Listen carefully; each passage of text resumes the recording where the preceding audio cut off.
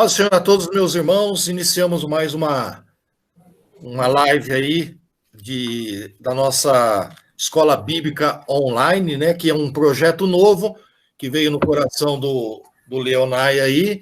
E a gente está aí tentando fazer algumas melhorias, né? Esse primeiro ano dessa live é um projeto de aprendizado ainda, né, Nai? A gente está aprendendo algumas coisas, né? Então, agora, futuramente, nós vamos expandir essas aulas online para não só a Igreja Povo de Deus, mas para alguns ministérios que quiserem também. Então, nós vamos estar fazendo, lógico, melhorias, algumas coisas que a gente fez errado e corrigir. Então, vai ser bênção.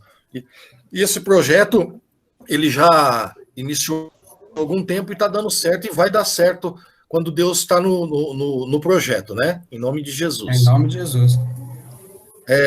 Nós estamos estudando, como todos sabem, o livro do Apocalipse. Nós já aprendemos sobre arrebatamento, nós já aprendemos sobre o anticristo, a trindade satânica, aprendemos sobre os impérios da estátua, como eu falei no início do estudo, né? E hoje nós já vamos entrar, nós estamos ainda na lição da grande tribulação, que a lição da grande tribulação, ela é uma lição extensa, né? E depois dessa lição da grande tribulação, acha a minha... Qual é a... tá aqui, achei. Duas testemunhas. Isso, Mozart Herculano, isso mesmo. Nós estudamos a volta do Senhor, arrebatamento, o anticristo. Agora nós estamos na grande tribulação, né, que nós já demandamos aí, acho que umas 2, 3 lições. Hoje é a terceira já, né? Não, hoje é a quarta já. Quarta já, né, da grande tribulação. Depois nós estaremos estudando as 2 testemunhas do final dos tempos, né? Quem são elas? Nós vamos aprender aí. Depois 144 mil, Cordeiro de Deus, Tribunal de Cristo, Bodas do Cordeiro, Amargedon, 1000 anos de paz, que é o milênio, juízo do trono branco, e 2 destinos finais, que é o céu ou o inferno. Então, vão ser lições aí muito produtivas, que vai nos ensinar muito a respeito do reino de Deus. Hoje nós vamos aprender... Bispo, Oi? já fica a pergunta, quem são elas, as 2 testemunhas? Isso, já fica aí uma pergunta aí. Você acha que é Elias e Enoque, ou Elias e Moisés, ou é Enoque e Moisés? Quem é? Aí, vocês podem dar a sua opinião. Porque geralmente é uma briga teológica meia... que não leva a nada também, mas é gostoso a gente aprender, né? Que quem são as outras testemunhas, eu não quero nem saber, porque eu não quero estar lá, né? Se quiser estar lá, pode... Depois você me explica quem é elas, né? Mas é um estudo gostoso, porque ele vai aguçar a nossa mente, né? Então, alguns dizem que é Moisés, porque tem alguns indícios de sangue lá da época, tal, lá que vai ter, né? Milagres. Então, outros dizem que é os 2 que não morreram. Quem que não morreu na Bíblia? Quem sabe aí? Sem os... Não. Quem que não morreu? Elias e Enoque. Elias e Então Enoque tem que foram... morrer para cumprir a palavra de Deus. Eu creio que sejam os 2 testemunhas, né? Então nós vamos estudar isso na aula que vem, né? Vamos, então já vai aí. Só que ó a provocação. Elias e Moisés estiveram com Jesus, né? Lá na Transfiguração. Isso. Também. Jogando areia Por aí. quê? Por que Jesus mostrou aquilo? Qual o sentido de Jesus mostrar aquilo para os apóstolos? Agora, já que você apimentou, eu apimento também. Porque Deus deixaria Tem só um 2 porquê. homens na humanidade inteirinha sem morrer. O homem é ordenado à morte. Todo homem tem que morrer. Por que ele deixou 2 sem morrer? Essa é a pergunta, né? A pergunta é Você apimentou, eu apimentei mais ainda, né? Mais areia aí. Sim.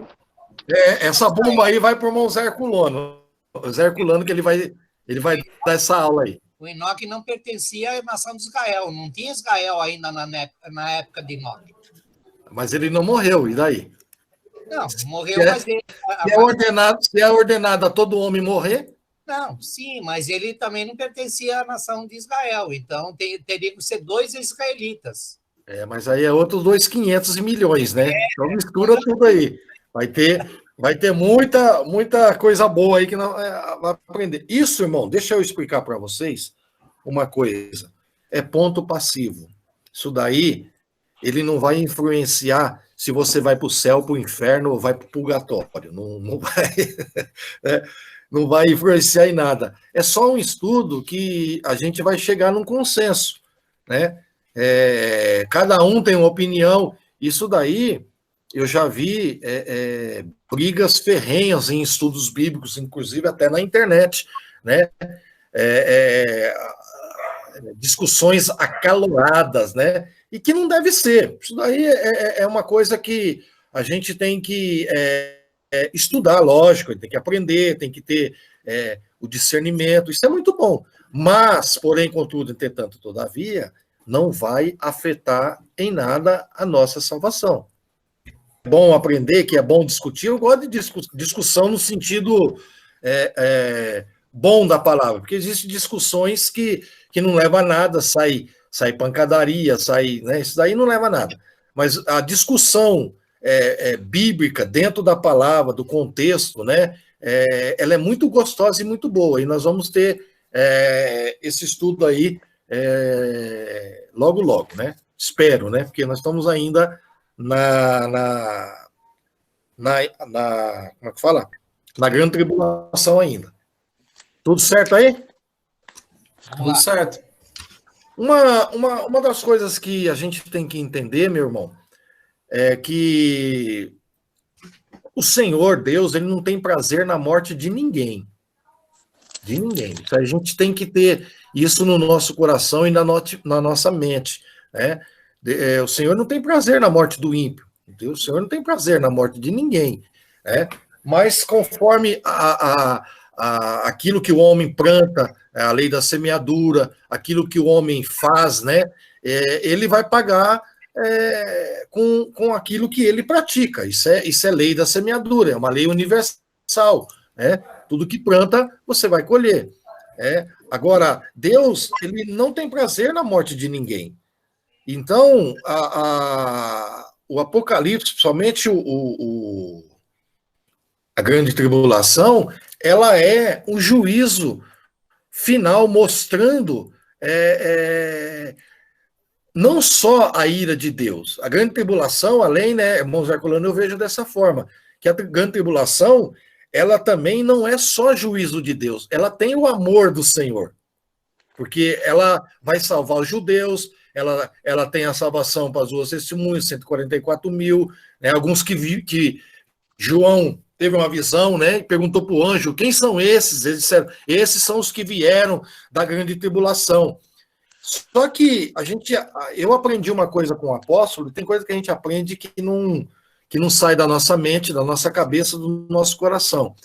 Ele diz que sempre para mim assim, ó, Deus é amor, mas Deus também é justiça. Você tem que aprender isso. O amor do Senhor, ele foi muito grande, ele enviou o próprio Filho para morrer por nós. Mas a justiça de Deus, ela tem que ser cumprida. Então, quando você vê na Bíblia Sagrada algumas coisas que Deus parece aparentemente, vamos dizer, entre aspas, que Deus faz, mas Deus é muito ruim, Deus matou esse, mandou matar aquele. Não é isso. Isso é a justiça do Senhor. Então, ele tem o amor dele, mas ele pratica a justiça. Eu até conto uma ilustração, quero que você guarde ela para a tua vida, que ela é muito importante. Diz que um pai, ele era juiz, né, de uma grande nação. E o filho dele cometeu um delito de matar alguém. E ele foi perante o juiz. E o juiz era o pai dele. Agora, a minha pergunta para vocês é o seguinte: o pai dele, como juiz, ele tinha que impetrar o amor ou a justiça? Como juiz, a justiça. Pode responder, irmãos. O pai dele, como juiz, ele deve colocar em primeiro lugar o amor ou a justiça? Ele como juiz. Como juiz da justiça. Justiça. Justiça, irmã Cruz? Sim. Como juiz da justiça. Isso. Então, vocês entenderam como que é a coisa?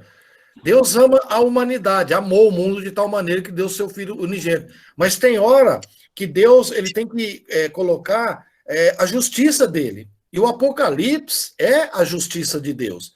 É uma cronologia bíblica que vem lá desde Gênesis até Apocalipse. Ou, como a gente aprende na teologia, 7 dispensações, né? Que é uma cronologia bíblica que ela tem que ser cumprida, né? As 7 dispensações que inocência, consciência, governo humano, patriarcal, lei, graça e milênio. As sete, né, dispensações. Isso eu consegui guardar na cabeça, né? Que eu dei aula uma vez sobre isso. Essas 7 dispensações, ela é o cumprimento, vamos dizer, de um projeto de Deus, porque Deus tem um projeto. O projeto de Deus, ele começou no Éden, e ele vai terminar no Apocalipse, é o projeto de Deus para a humanidade.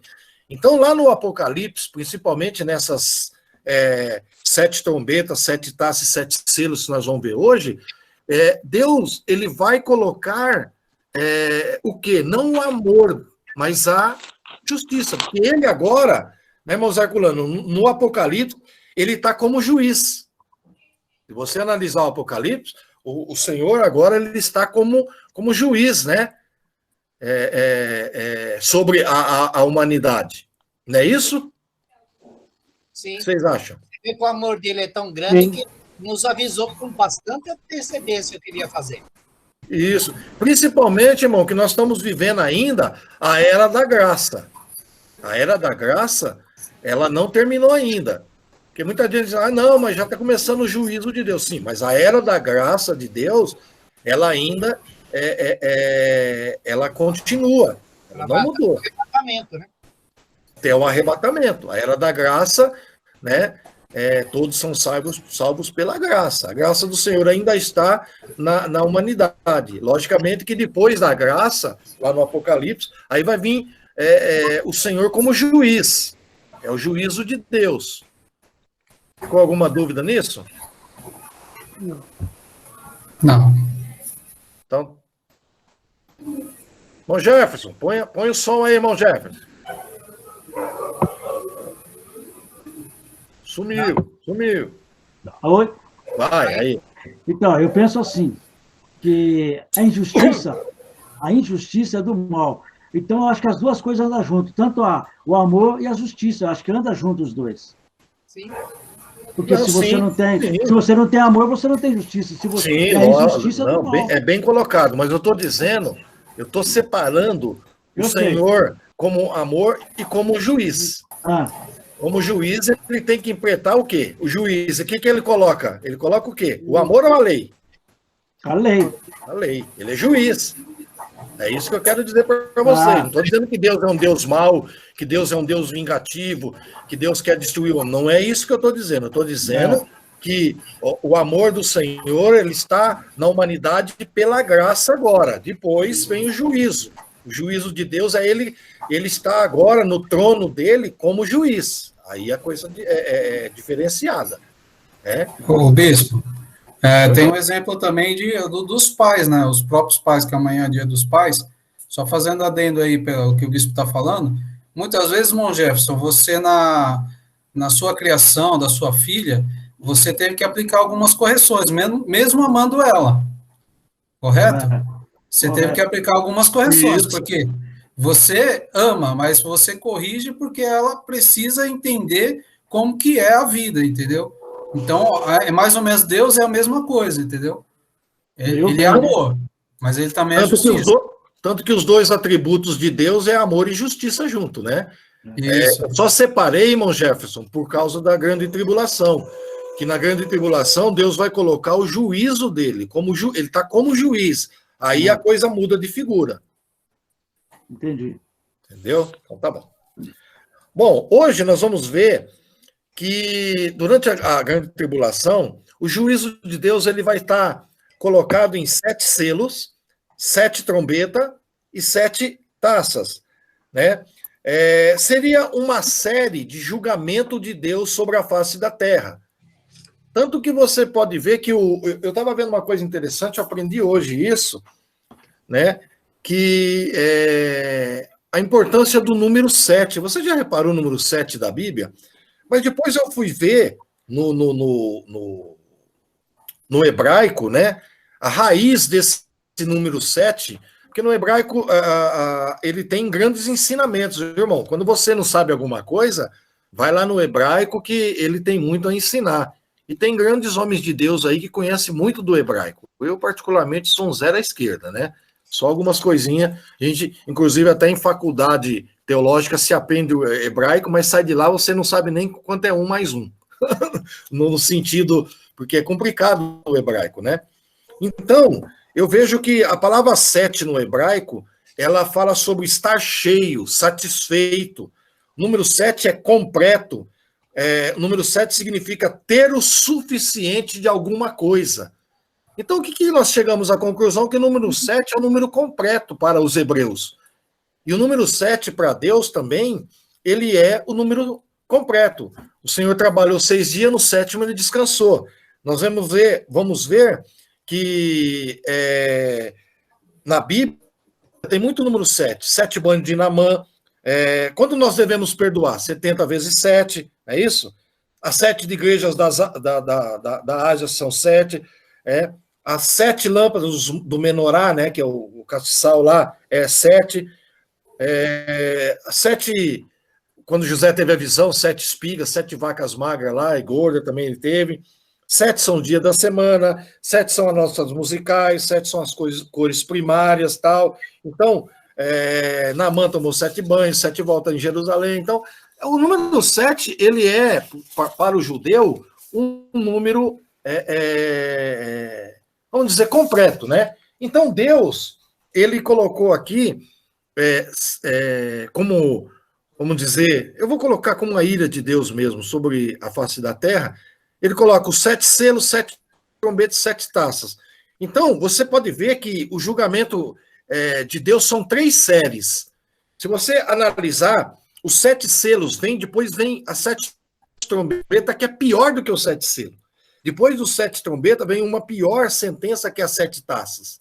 Então, parece que a cronologia dos acontecimentos terríveis, ele vai piorando, né? Só que essas 3 aqui, 7 selos, 7 trombetas, 7 taças, elas estão conectadas.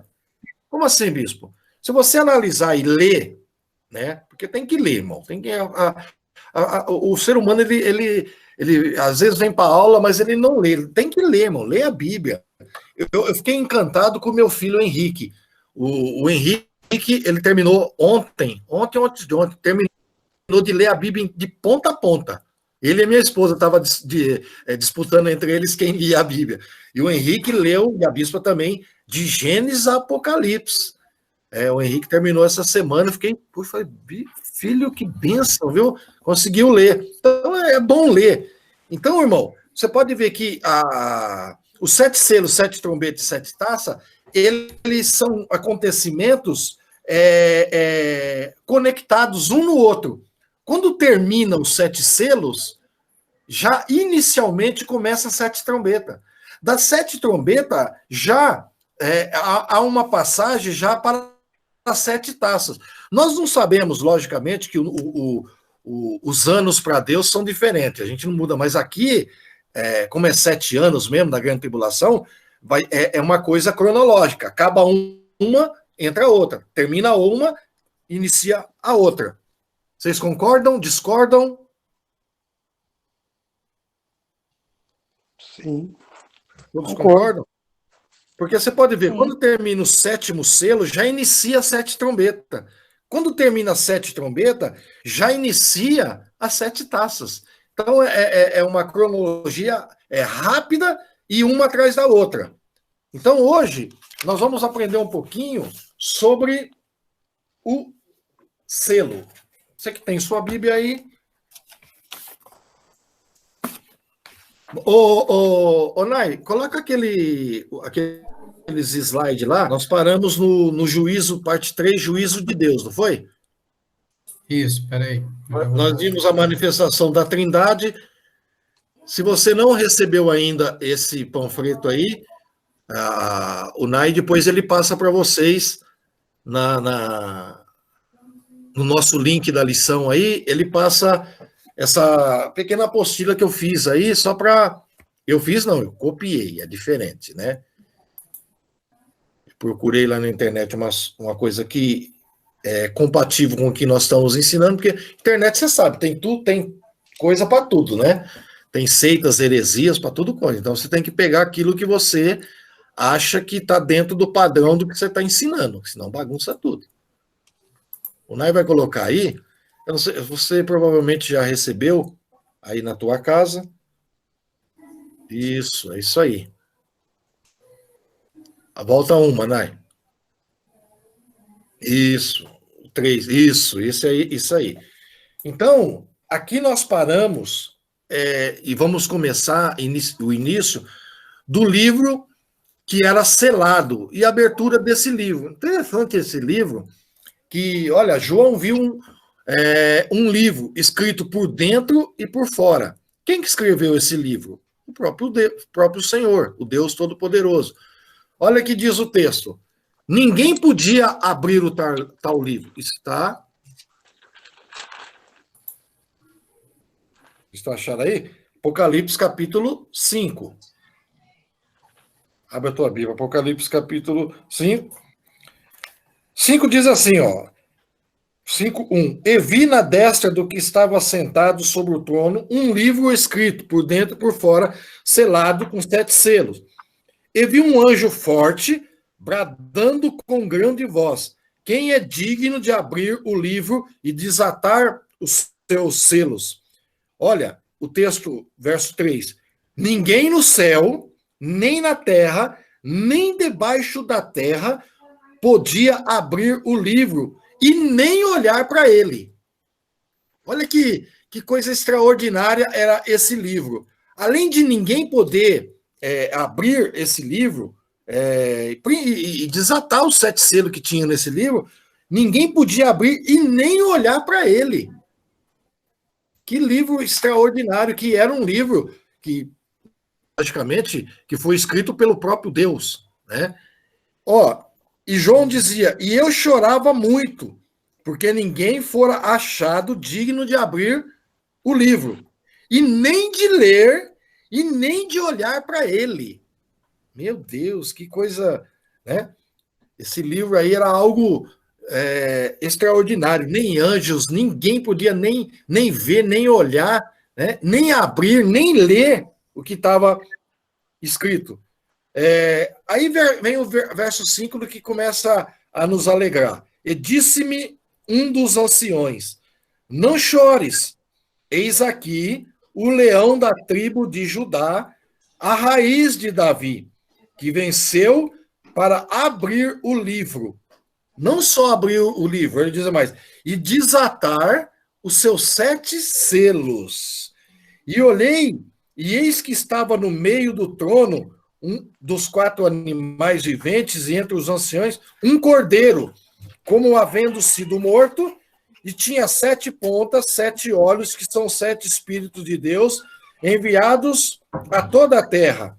E veio e tomou o livro, verso 7, da destra de que estava sentado no trono. E havendo tomado o livro, os 4 animais e os viventes dos 4 anciões prostraram diante do cordeiro, tendo todos eles harpas e salvas de ouro, cheias de incenso, que são as orações dos santos, e cantavam um novo cântico, dizendo: digno és de tomar o livro e abrir os seus selos, porque foste morto e com teu sangue compraste para Deus homens de toda a tribo, língua, povo e nação. Olha, irmão, esse texto aqui é um texto extraordinário, porque não tinha alguém digno nem de abrir, nem de olhar para esse livro, né?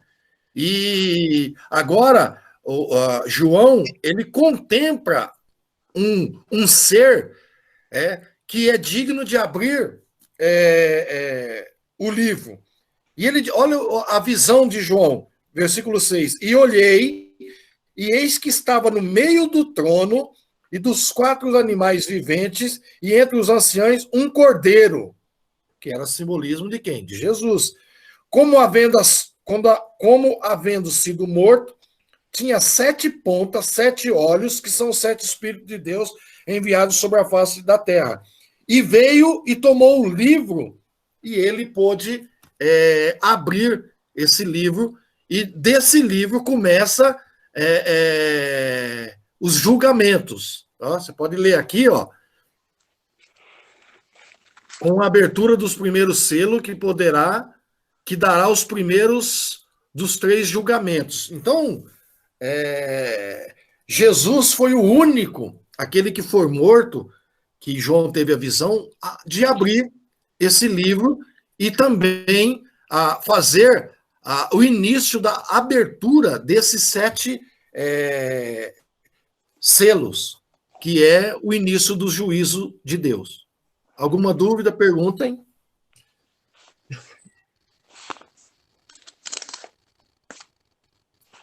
Tudo tranquilo até aí? Uhum. Então, nós vamos começar a ver a abertura dos primeiros selos, né? Que dará os 3 primeiros julgamentos da face da terra. Bom, vamos lá. Pode dar a segunda parte, né? Deixa eu pegar aqui. Isso. Aí, tá vendo aí, ó? É o juízo de Deus sobre o mundo. Foi uma bela colocação do autor. É o juízo de Deus, né? Que ele colocou aqui, bem enfatizando que esses selos e essas trombetas, tudo, é o juízo de Deus sobre o mundo. Aí, o que acontece aqui nesse primeiro selo, quando é aberto? Olha, o selo é aberto. Surge um cavalo branco com um cavaleiro. Os cavalos representam o julgamento de Deus sobre o pecado dos homens, né? Ó, a Bíblia não afirma que o cavaleiro montado no cavalo branco é Jesus Cristo, mas é o anticristo que virá seduzir as nações. Vamos parar aí. Parar um pouquinho aí, porque isso aí existe muita confusão, existe muita briga teológica nessa parte aí. Nesse primeiro selo, se vê aí um cavalo branco, não é isso? Apocalipse capítulo 6. Pega a sua Bíblia, vamos acompanhar. Capítulo 6. Uhum. Capítulo 6, ó. E havendo o cordeiro, ou seja, Jesus, o cordeiro que abriu o selo. Aberto um dos selos, olhei e ouvi um dos 4 animais, que dizia com voz de trovão, vem ver. E olhei, e eis que um cavalo branco, que estava assentado sobre ele, tinha um arco, foi-lhe dado uma coroa, e saiu vitorioso para vencer. Entendeu? Vamos parar aqui. Muitos ensinam que esse cavalo branco aí, ele é o Jesus. Esse primeiro selo que é aberto, para muitos teólogos, e teólogos inteligentes que conhecem a Bíblia, eles dizem que esse primeiro selo do cavaleiro branco é Jesus. Eu discordo plenamente, completamente, a respeito desse primeiro cavaleiro. Deixa a sua Bíblia aberta aí. Vamos lá no capítulo 19. Capítulo 19 do Apocalipse, lógico.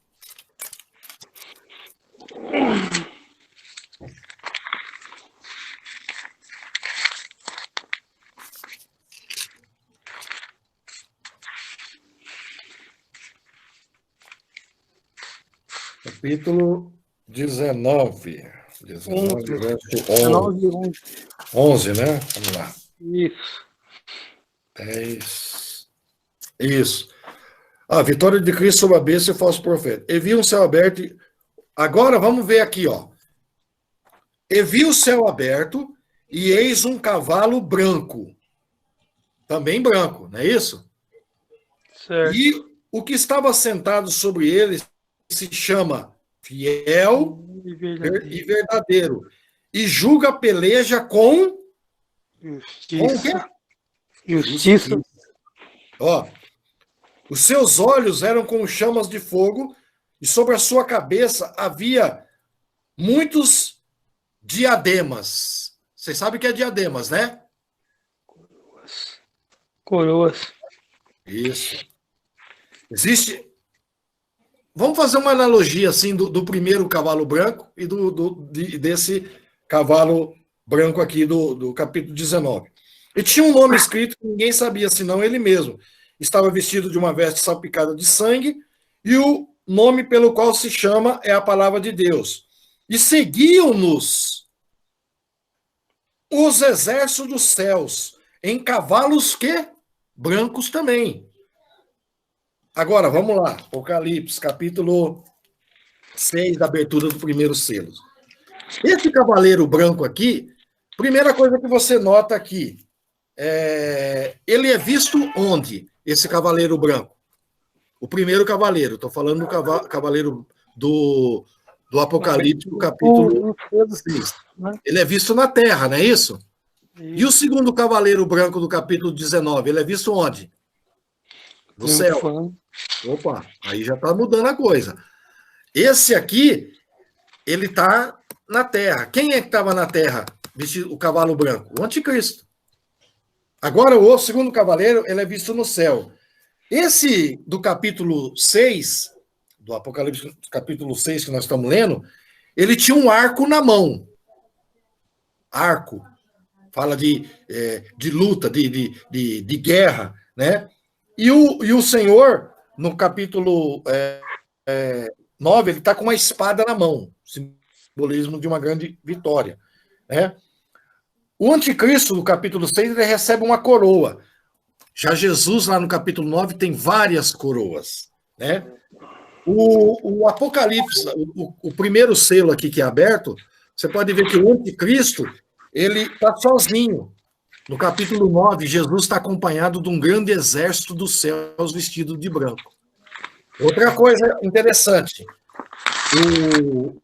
esse cavaleiro branco aqui, ele vem acompanhado de outros 3 terríveis.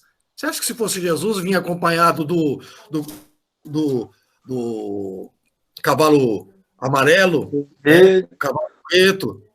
Jesus ia vir acompanhado com essas pragas do inferno aí. Ele veio no capítulo 9, mostra que ele veio acompanhado de milhares de anjos com cavalos brancos também. Agora, esse do primeiro selo, ele vem acompanhado do cavalo amarelo, do preto e do branco. Olha a diferença. Então, se você fazer uma analogia do capítulo 6, do capítulo 19, você vai ver que esse primeiro selo, esse cavaleiro branco aqui, ele é o simbolismo do anticristo e não de Jesus. Agora joga a bomba para vocês aí. O que vocês acham disso? Levantou a mão aí. Cláudio, pode perguntar. Ô, Bispo, é só observar bem o texto. Tá falando que quem abriu o livro foi Jesus e ele viu. Então, se ele viu, não é ele mesmo. No próprio texto já está explicando que não é ele. Muito bem colocado. Surge um cavalo com um cavaleiro. Então, senão ele falaria: eis que eu venho num cavalo, eis que eu sou o cavaleiro em cima de um cavalo branco. Porque você falou, eu ia até entrar nessa parte, mas como você entrou, é muito bom, porque você pode ver que, como que Jesus abre o selo e ele já vem no cavalo branco? É igual você está falando aí, né? Isso mesmo. Essa parte aí. É só ler o texto com atenção e com os olhos espirituais que a gente consegue ter um entendimento. Isso mesmo. Mas, Cláudio, a gente vê que grandes teólogos, não estou falando de pé de pato aí, não, estou falando de grandes teólogos, conhecedores bíblicos mesmo, eles enfatizam que esse cavalo branco é Jesus.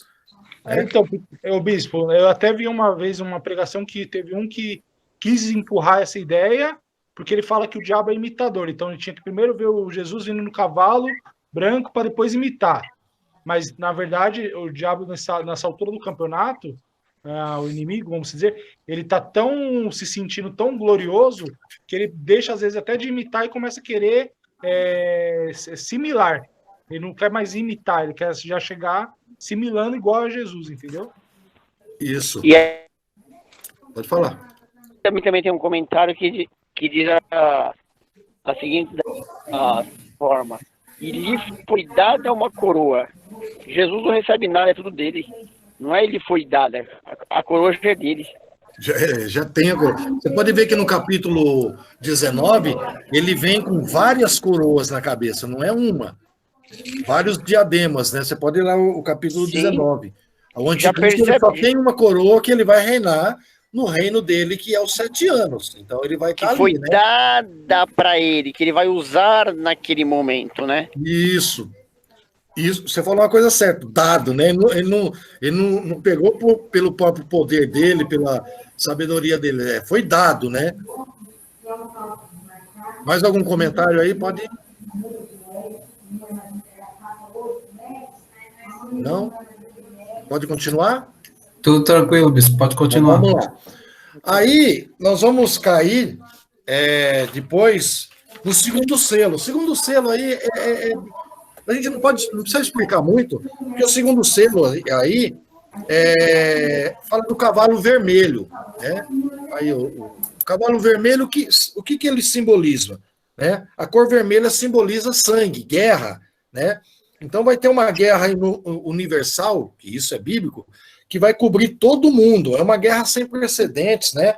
Como nunca houve.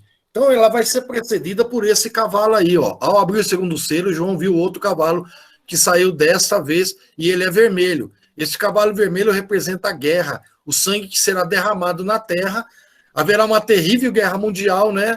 E o inimigo atacará Jerusalém. Vai ter uma consequência terrível quando esse cavaleiro vermelho aparecer. Depois desse cavaleiro vermelho, vai ter o terceiro selo, que é o cavaleiro preto. O cavaleiro preto, ele tem também um simbolismo terrível, que é a fome. É a fome que vai assolar toda a humanidade. Milhões vão morrer de fome, né? Hoje, a fome já mata milhões de pessoas. Você imagina naquela época, onde a escassez vai ser tremenda, né? Não se compra, não se vende quem não tiver a marca. Então, vai ser algo terrível sobre a face da terra. Tá vendo?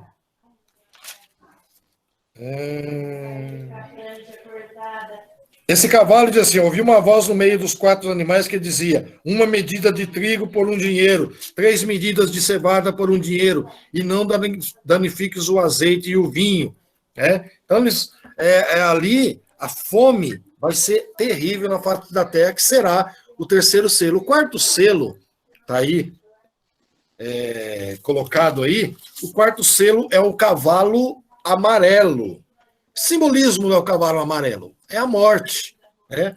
Esse cavalo vem acompanhado do inferno. Está dizendo assim, ó, na abertura do quarto selo aparece um cavalo amarelo, simbolizando a morte que acontecerá em decorrência dos flagelos anteriores, que vai a fome, praga, peste, né, sobre a face da terra. Então, esse cavalo amarelo é a morte, que provocará destruições de milhões de pessoas que vão morrer. Depois vem o quinto selo. Eu não pus, acho que o quinto selo, né? Daí eu já mudei para o outro. Não, coloquei. É que eu não achei aqui no meu... Não, achei sim, está aqui. Esse quinto selo aqui, ele... Olha ali, ó, no quinto selo, João deixa ver os animais e tem a visão dos mártires.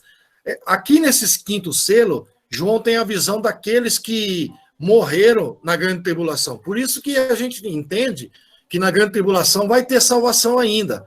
Porque nesse selo aqui, o quinto selo, ele vê a alma dos mortos, dos mártires. Mas mártires da onde? Mártires da grande tribulação. Aqueles que morreram, né, que guardaram a palavra do Senhor e tiveram um testemunho de fidelidade e morreram, como o irmão Zé Herculano sempre fala, triturado, né, irmão Zé Herculano? Não é morte fácil, não, né? Não, isso aí não vai ser fácil, não. Alguns vão até morrer de fome e tal, mas a maioria vai morrer pelo sangue mesmo. E ali não vai ter só judeus, viu, irmão? Ali vai ter alguns crentes gentios que também se salvaram na grande tribulação e vão estar nessa visão que ele teve aí. Alguma dúvida? Aí nós vamos para a abertura do sexto selo. Sexto selo está colocado aí, ó, sexto e sétimo selo. Vai ter um grande tremor de terra, o sol vai escurecer, as estrelas vão cair como meteoros na face da terra. Quando você lê, depois se você tiver um tempinho, lê o capítulo 6, verso 12 ao 17, que você vai ver que esses selos aí, o sexto e o sétimo selo, são algo terrível que o homem nunca viu na face da terra. Nós tivemos algum meteorito, alguma coisa que caiu na terra, mas não como esse, ó. Os montes e as ilhas serão arrasados, os governantes da terra, os poderosos, os povos vão se esconder pedindo a morte, né? Por causa da ira do Cordeiro sobre a face da terra. Então, esse sétimo selo esse sexto selo e o sétimo selo serão algo terrível. Depois você lê aí, você vai ver sobre a lua vai ficar vermelha, vai ter eclipse total, uma escuridão na face da terra. Vai ser algo terrível. Alguma dúvida? Então, o que nós vamos fazer agora, Nai? Vamos fazer assim, nós terminamos, cada um que nós terminamos, nós entramos com um filme a respeito do que nós falamos, tá bom? Sabe por quê? Eu coloco essas coisas aí, porque você vê tudo que a gente aprendeu, logicamente rápido, porque não há necessidade dos 7 selos a gente se estender muito. Mas depois que a gente falou, esse filme aí, ele vem elucidar aquilo que nós falamos, né?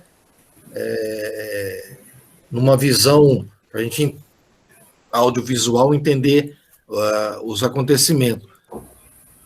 Certo?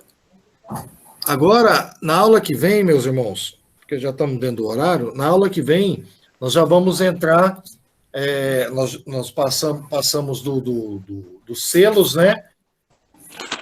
Aí nós vamos ter as 7 trombetas também, que vai ser o juízo de Deus também sobre a face da terra, que vai ser... tá vendo? Ó? Nós vamos ver as 7 trombetas e 7 taças da ira de Deus, também com ilustração dessa forma que foi passado hoje. Né? Nós vamos estudar e encerrar essa parte da grande tribulação. Encerrar não, porque dentro da grande tribulação ainda vai vir aí as duas testemunhas, ainda vai vir 144 mil, tudo dentro dos 7 anos da grande tribulação. Ficou alguma dúvida? Vocês podem perguntar nesse finalzinho aí de aula. Nenhuma. Para mim está tranquilo, foi muito bem explicado e não tem dúvida. Presbítero Jorge, fala aí. A paz do Senhor, irmãos. Paz do Senhor, irmão Jorge. Desculpa, tive que entrar meio atrasado aí na aula, mas daquilo que eu pude acompanhar, deu para acompanhar bem, sim. E como o bispo falou, né? A mensagem também dá para sintetizar através da informação do vídeo, né, que assistimos. Foi muito produtivo, sim.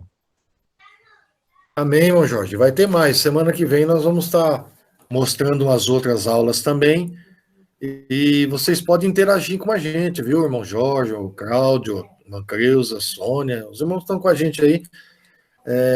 Vocês podem sempre estar interagindo, conversando, para a gente poder expandir mais a aula, mais conhecimento, porque a gente não sabe tudo, né?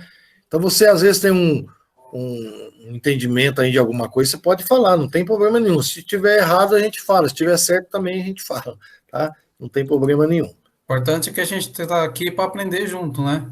Sim, sim. Lembrando aos irmãos que amanhã, né, Toninho, tem logo de manhã, das 8 às 9, tem a oração, né? Os irmãos sempre estão lá orando. Quem puder ir, por favor, vá orar, que é muito bom. E à noite, nós vamos ter homenagem também aos papais, né? Não sei se vão fazer alguma homenagem lá. E também vamos ter a Santa Ceia do Senhor. Não fique em casa, meus irmãos. Dá para ir já, com os devidos coisas que tem que fazer aí, álcool gel, máscara, tudo. Vamos para a Santa Ceia, vamos cultuar o Senhor, porque Jesus está voltando, não é hora mais da gente ficar com picuinha aí, brincando. Vamos trabalhar para Deus, para a obra do Senhor crescer. Deus abençoe a todos os irmãos. Só uma dúvida aqui, esclarece uma dúvida só aqui. Esses que foram assim, que morreram por causa da palavra de Deus, inclui também aqueles mártires, o Moisés, o pessoal todo lá, que morreram? Não. Esse especificamente são aqueles da grande tribulação só. Só tribulação? São 144 mil, são aqueles... Com os leões, os primeiros... Não, esse é outra coisa. Aí que nós estamos aprendendo é o acontecimento apocalíptico, lá do Apocalipse. Eles vão voltar. Oi? Eles vão ressuscitar no arrebatamento, no arrebatamento. Sim. Esses mártires aí dos Mas leões. pela pergunta do Toninho, quem está lá é só os mártires da grande tribulação mesmo, só aqueles que participaram da grande tribulação. Ô, Toninho, só para você entender, eu creio dessa forma. Eu não vou estar aqui para ver, mas alguém vai me falar quando eu chegar lá, que eu estiver com Jesus lá, alguém vai me falar, tá? Muitos vão ficar, alguns pastores, muitos não vão subir no arrebatamento. Sim. E essas pessoas, por conhecer muito da palavra e conhecer um entendimento total do Apocalipse, aí eles vão se tornar líderes, mártires, entendeu? Para guiar o povo que aqui ficou, entendeu? Então, é por isso que ele fala dos mártires, entendeu? São pessoas que todo conglomerado de pessoas, eles requerem um líder, entendeu? E são esses mártires que ele está citando aí. É isso aí, irmãos. Tudo certo? Certo.